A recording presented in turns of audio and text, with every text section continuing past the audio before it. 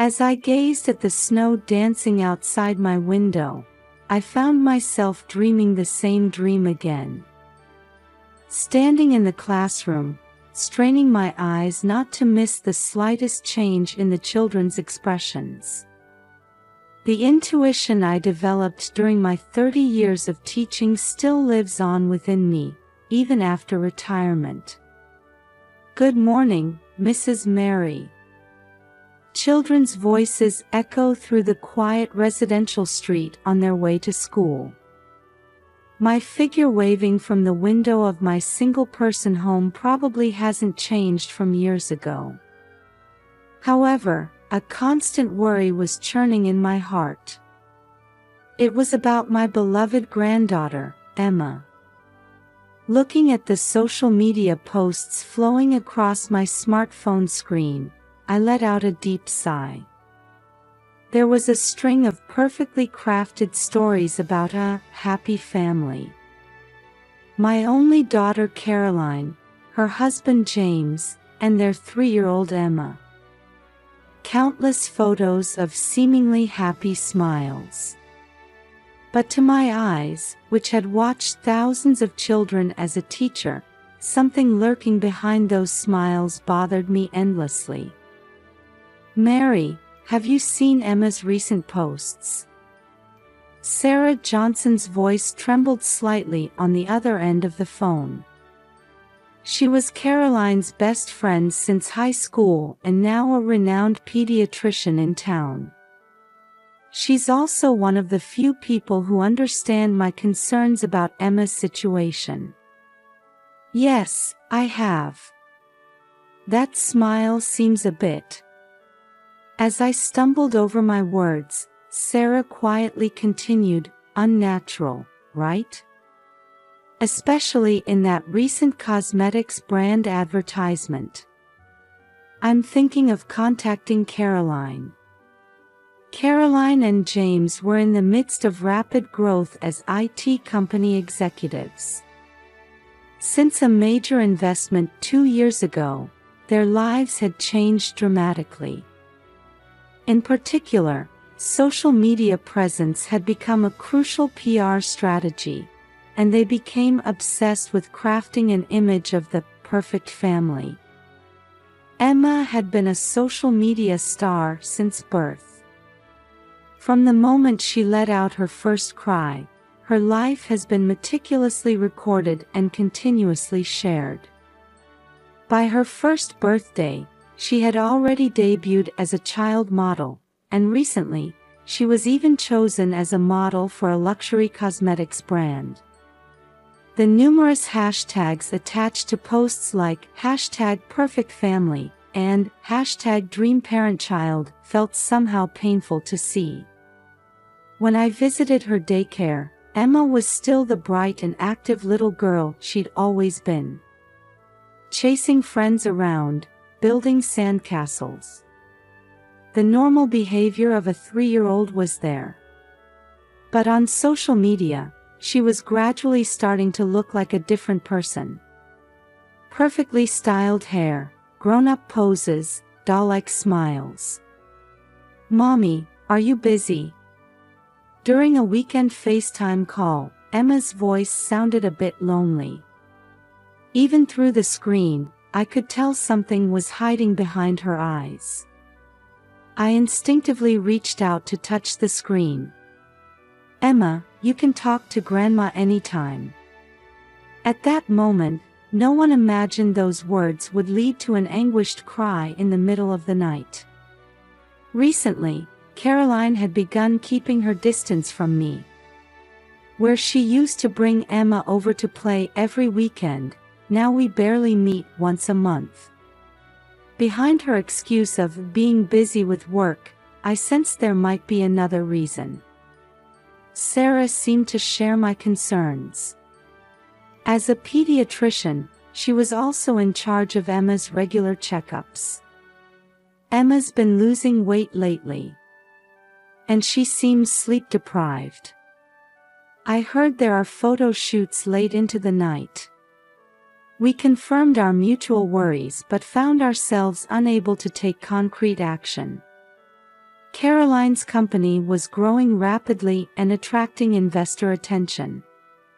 In a world where social media presence directly affected company credibility, pointing out family issues could impact their management.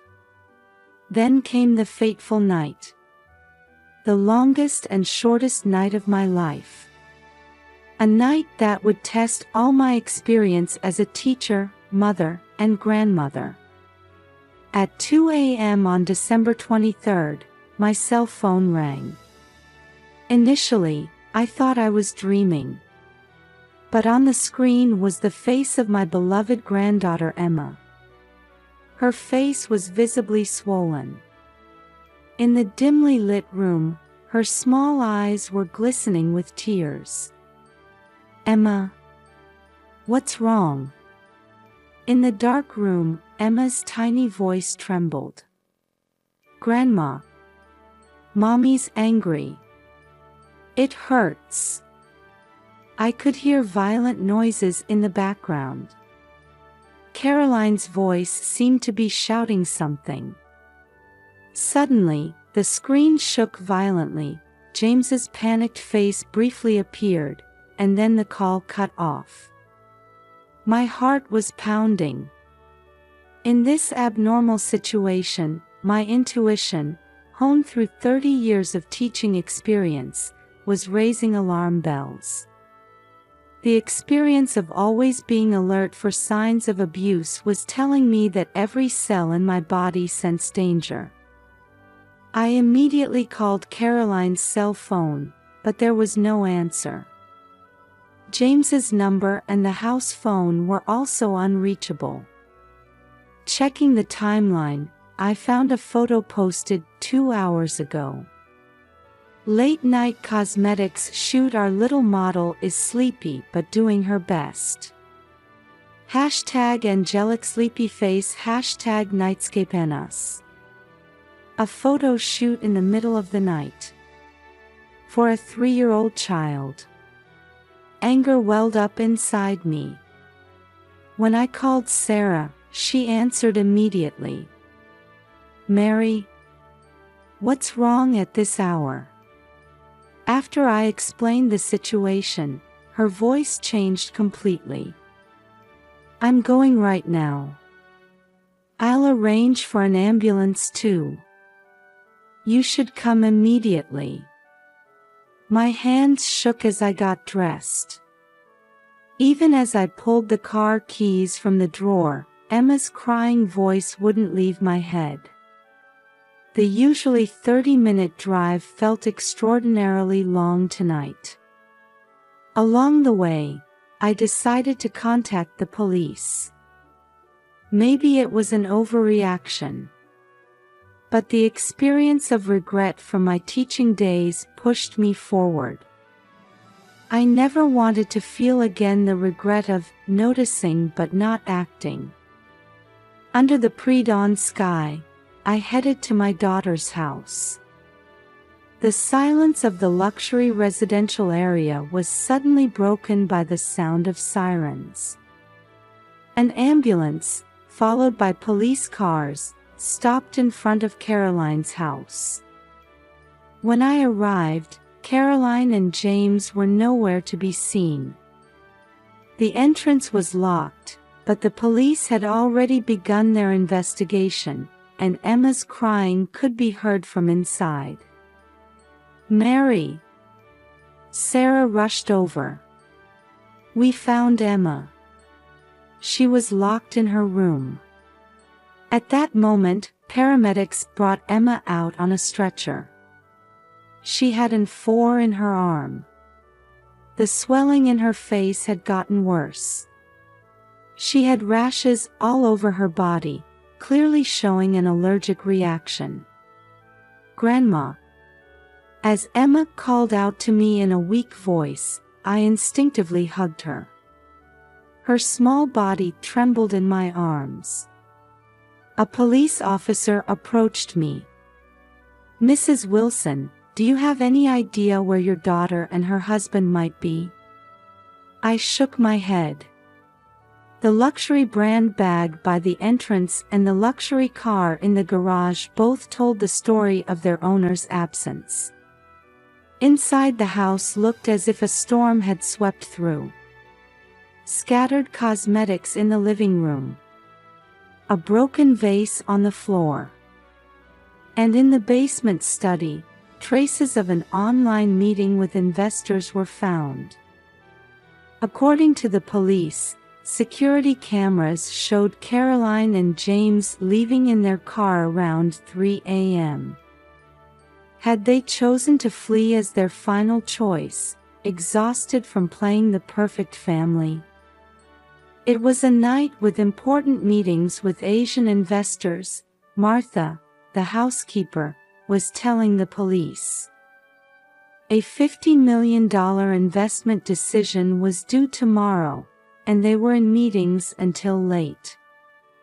Under the dawn light slowly filtering in, the ambulance headed to the hospital with Emma. Sarah and I followed. Looking back, this was the moment our battle began. A battle to reclaim the true bonds of family that were nearly lost in the illusion of social media. And I understood.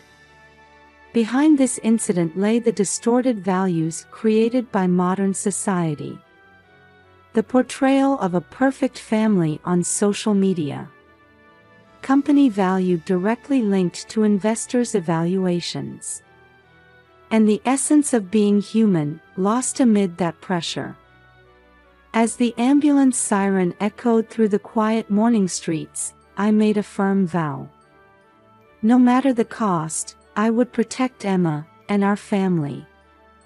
The pediatric ward at Central Hospital is usually a place filled with children's laughter. Walls decorated with storybook characters. Colorful chairs lining the hallways. Everything designed to encourage young patients. But this morning, a heavy atmosphere dominated the building. The cause of the allergic reaction was adult cosmetics, Sarah said grimly, reviewing the test results in the examination room. The fluorescent light highlighted her tired expression. It was detected in multiple areas of her skin. And these are high-end brand new products. Test samples that haven't been released to the public yet. I caught my breath. The social media post from last night flashed through my mind. The late-night photo shoot. Emma's photo smiling with a sleepy expression. It hurt to imagine what had been happening behind the scenes. That's not all, Sarah continued, lowering her voice. Her hand trembled slightly as she turned the medical records. There are old bruises all over her body. Concentrated especially on her back and arms. All in places that wouldn't show up on camera. And she took a deep breath before continuing. There are clear signs of sleep deprivation. She shows abnormal levels of fatigue for a 3-year-old. From the examination room window, I could see the hospital courtyard. There, children of the same age were playing with nurses. Emma should have been able to spend her time just being a child like that. In the hallway, Child Protection Service workers were talking in hushed voices. Emma's temporary protection had already been decided. Since morning, various experts had been gathering at the hospital. Mrs. Mary, a young female worker, approached me. Her name tag read, Elizabeth Collins. We've received the report from the daycare. There were several concerns about Emma's recent behavior. The report Elizabeth handed me chronicled Emma's changes in chronological order. When she suddenly became introverted. The day she started leaving her lunch uneaten. and how she began refusing to be photographed at daycare events, saying, "Mommy will be angry." The teacher had reported these changes to the director.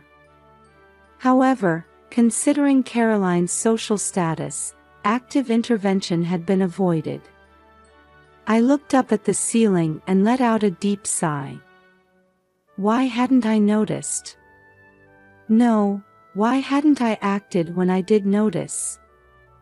My responsibility as a teacher, mother, and grandmother weighed heavily. I've organized the social media posts chronologically. Sarah showed me her tablet. There, Caroline's photos and videos were arranged by date. Emma's expressions, which showed natural smiles in the beginning, gradually became more artificial. Photo times increasingly shifted to late night or early morning. Luxury hotel logos, overseas tourist spots, lavish party venues in the background. Had all of these been mere props to create the perfect family? The comments section is concerning too. Sarah pointed out areas where followers had expressed worry. She looks a bit tired, isn't it past bedtime? Her smile seems different lately. However, these comments were always countered with perfect responses. Angels never tire, working hard toward her future dreams. It's a special day, so she's staying up late just this once. The monetization data from the posts shocked us. According to digital marketing experts' analysis, the advertising revenue per post featuring Emma far exceeded Caroline's monthly salary. And that income was being recorded as the company's PR budget. I was speechless at the reality that a child's smile had become a business tool. By Emma's bedside in the hospital room, I held her small hand as she slept soundly. Her arm with the 4 still showed signs of the cosmetics allergy. Her usually rosy cheeks were now pale from medication. "Mrs. Mary," a nurse quietly called out. "Visiting hours are over, but you've been granted special permission to stay." Outside the window, the evening sky was turning red. In the hospital parking lot, reporters were still visible. This incident had created significant social ripples about children's rights in the social media era. "Grandma." Emma woke up. There were no more tears in her eyes. Only a mix of deep fatigue and relief. Her expression as she looked at the 4 showed a maturity beyond her years. "Are Mommy and Daddy not coming back?" I stumbled over how to answer that question. How do you explain this to a 3-year-old? How do you help them understand parental love and its distorted expression? Outside the window, camera flashes from reporters began lighting up the hospital parking lot. This story was just beginning. The pursuit of truth, the healing of wounded hearts, and the long journey to restore lost family bonds awaited us. The police interrogation room was smaller than I had imagined. Gray walls and a simple desk. A security camera quietly blinked in the corner. The late-night meeting with important investors.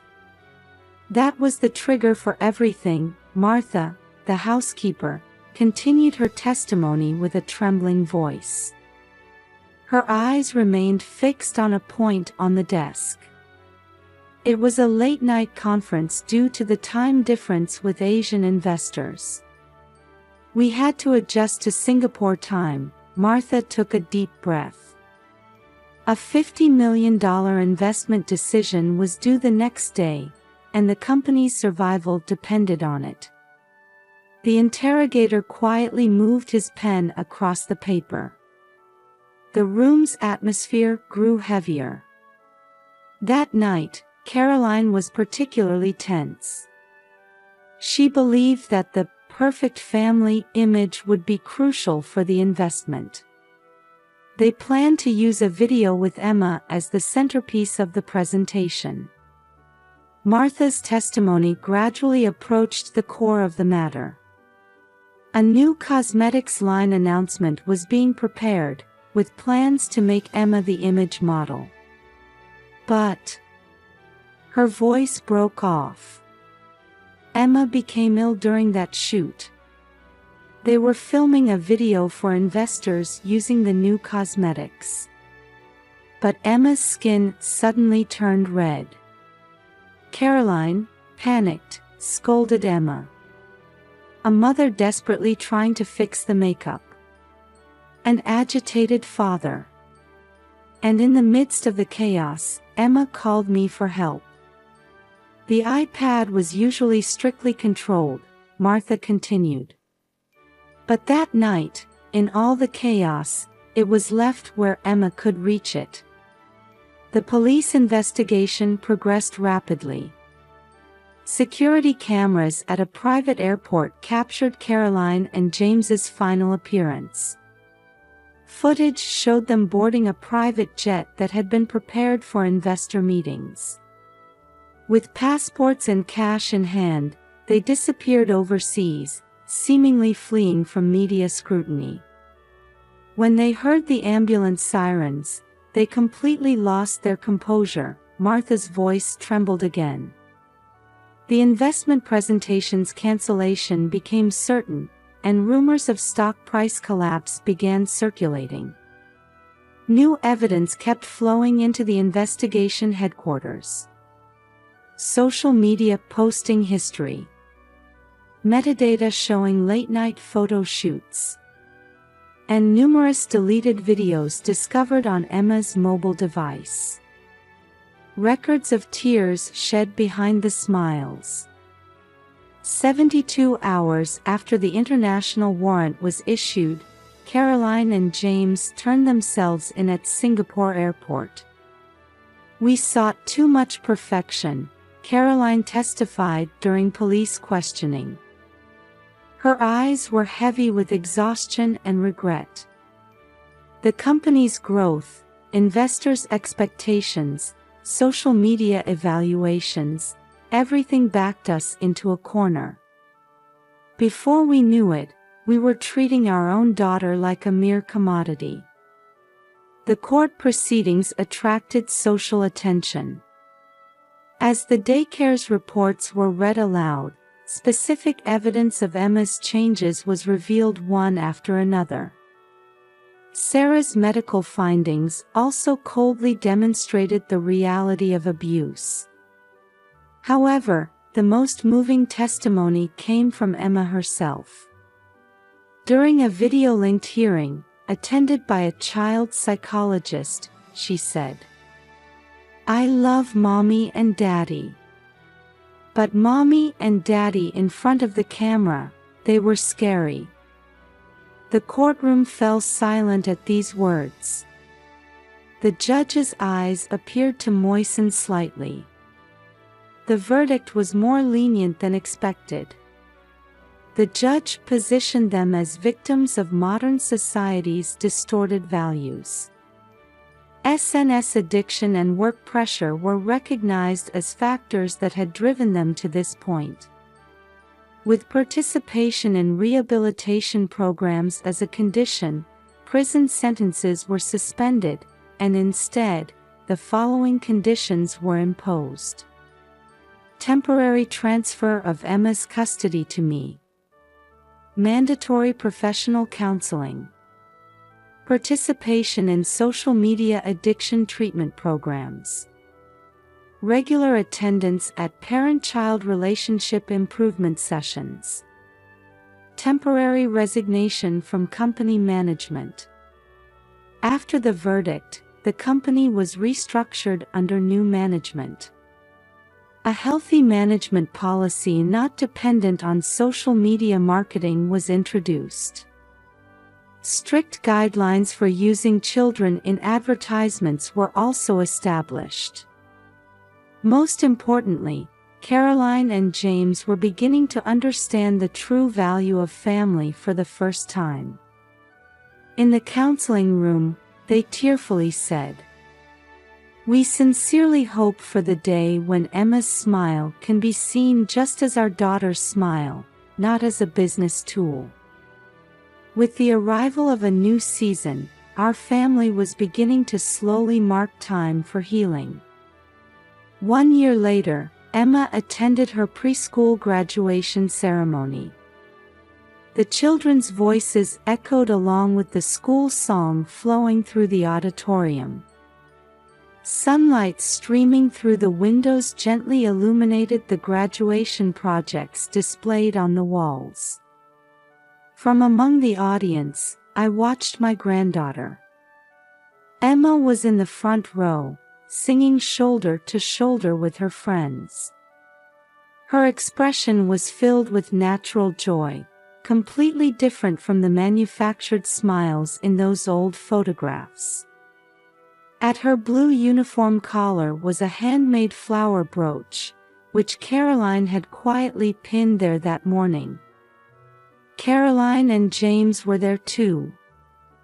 Having completed their rehabilitation program, they were slowly regaining confidence as parents. All social media accounts had been deleted, replaced by precious time spent together as a family. During the ceremony, Emma's class began their ensemble performance. The xylophone sound spread peacefully through the venue. Each note showed the results of their dedicated practice. I noticed Caroline secretly wiping her eyes. Looking back, this year has been a time of learning for all of us. In the rehabilitation program, Caroline confronted her own childhood. She realized how she had unconsciously imposed on Emma the same values of perfectionism that she had been raised with. Through dialogues with counselors, she gradually learned to forgive herself. James changed too. He temporarily stepped away from company management, prioritizing family time instead. He plays with Emma in the park on weekends and makes sure to eat dinner together on weekdays. He no longer carries a camera, just cherishing the moments right in front of him. Mary, Sarah approached me after the ceremony. Though not in her white coat, she maintained her dignified presence as a physician. Emma's latest test results are perfect.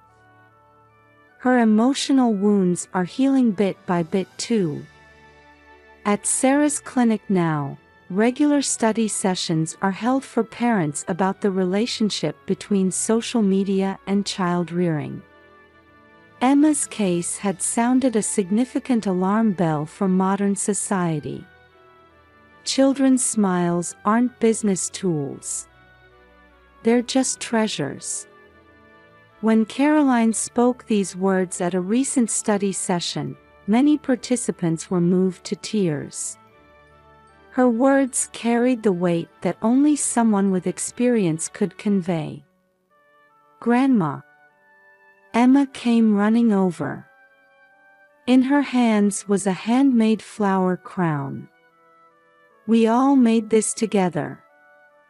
The teacher helped us." Each tiny petal carried messages from her friends. "Love you, Emma. Always keep smiling." The sincere feelings of children were packed into it. Caroline approached shyly. "Mom, we'd like to celebrate at home today. I made Emma's favorite cake." The tears in her eyes no longer held regret. Instead, they contained the light of new hope. "Of course," I answered. "Let's celebrate together."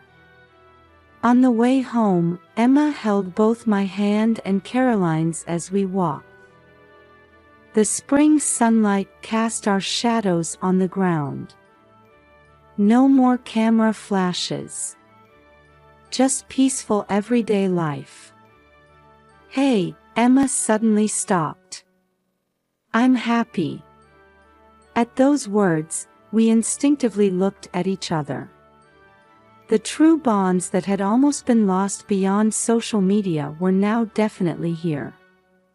When we got home, James had prepared homemade pizza dough. Emma's favorite toppings were colorfully arranged. On the table, origami paper for crafts was also laid out. I thought we could all make pizza together today. Emma's eyes sparkled at those words. Valuing the joy of creating together over perfect appearances, that had become our new family's way. And I realized, there's no such thing as a perfect family.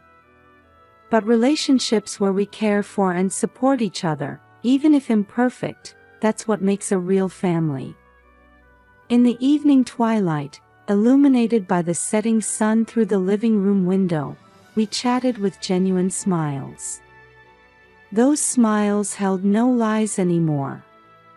Just genuine affection. I still sometimes remember that midnight phone call. Emma's voice, gathering her small courage to ask for help, was the beginning of our new story. It was also the beginning of a journey back from the virtual world of social media to the warmth of reality. Sometimes getting hurt, sometimes stumbling, but moving forward step by step. Perhaps that's what real family looks like. Now, our family photos have no likes or shares. But they have real smiles. And that's enough.